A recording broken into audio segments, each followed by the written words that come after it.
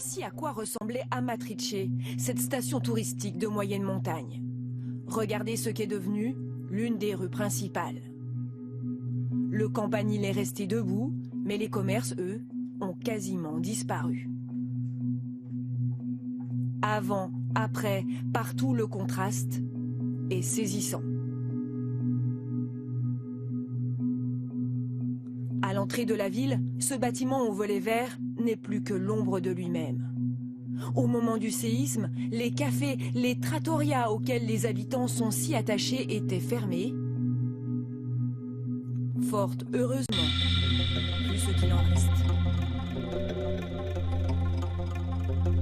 3h30 ce matin, première secousse. Magnitude 6,2 sur l'échelle de Richter. Tout le centre de l'Italie a senti le séisme. L'épicentre se trouve à 10 km au sud-est de Norcia, à 150 km de Rome.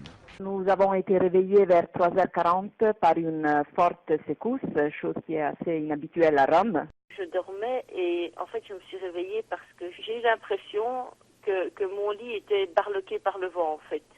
Comme si le lit tanguait. Les dégâts sont impressionnants, notamment dans le village d'Accumoli. Le maire évoque une destruction partielle de la commune. Des maisons effondrées, les murs écroulés en quelques secondes. À Amatrice, à quelques kilomètres de là, les mêmes scènes, dégâts considérables. Les magnitudes 6 en Italie, on doit en avoir environ tous les 10 ans. Donc c'est quelque chose d'important pour l'Italie, mais ce n'est pas des séismes catastrophiques. Le centre de l'Italie a été plusieurs fois secoué après le premier séisme.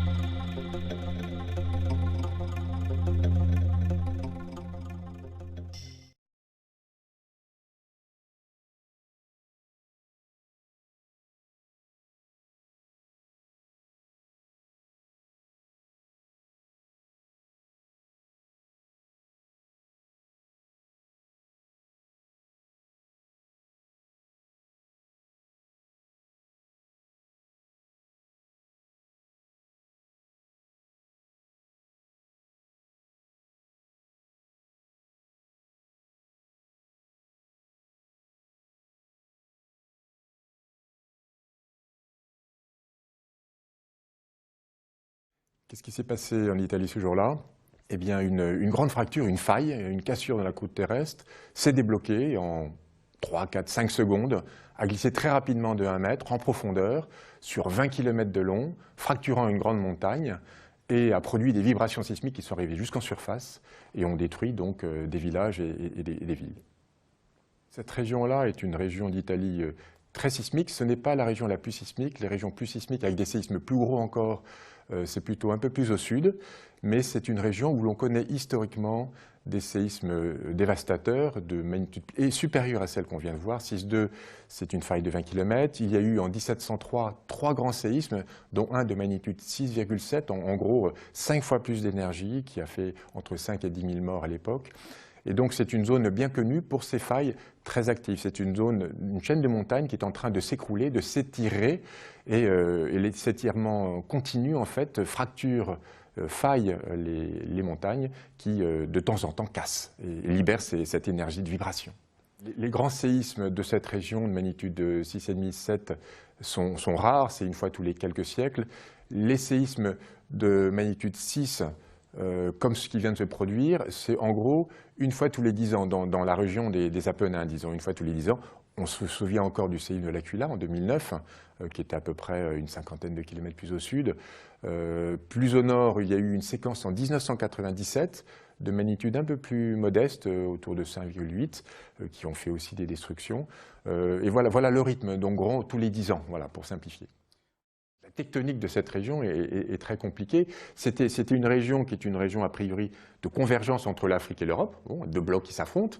Mais au lieu que ça s'affronte sur une ligne bien marquée avec une qui essaye d'emboutir l'autre, eh bien, en fait, il y a la géométrie du contact est très compliquée. Du coup, les zones de croûte terrestre qui étaient coincées entre les deux ont tourné, se sont fracturées, ont délimité de nouvelles frontières de microplaques qui bougent les unes par rapport aux autres, qui sont prises en gros entre l'enclume et le marteau, entre le nord et le sud.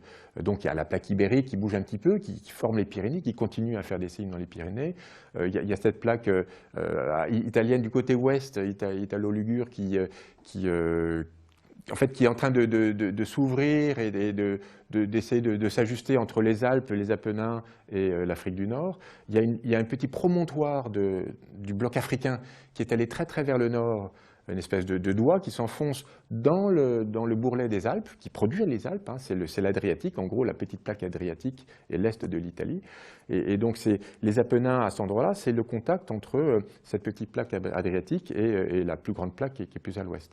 Et c'est une zone qui était en convergence à cause de ce rapprochement, mais du fait des rotations, en fait, cette convergence s'est ralentie et la chaîne de montagnes des Apennins qui finalement s'est formée grâce à cette convergence, en fait, est en train de s'écrouler. Tout le système est en train de s'étirer maintenant, curieusement.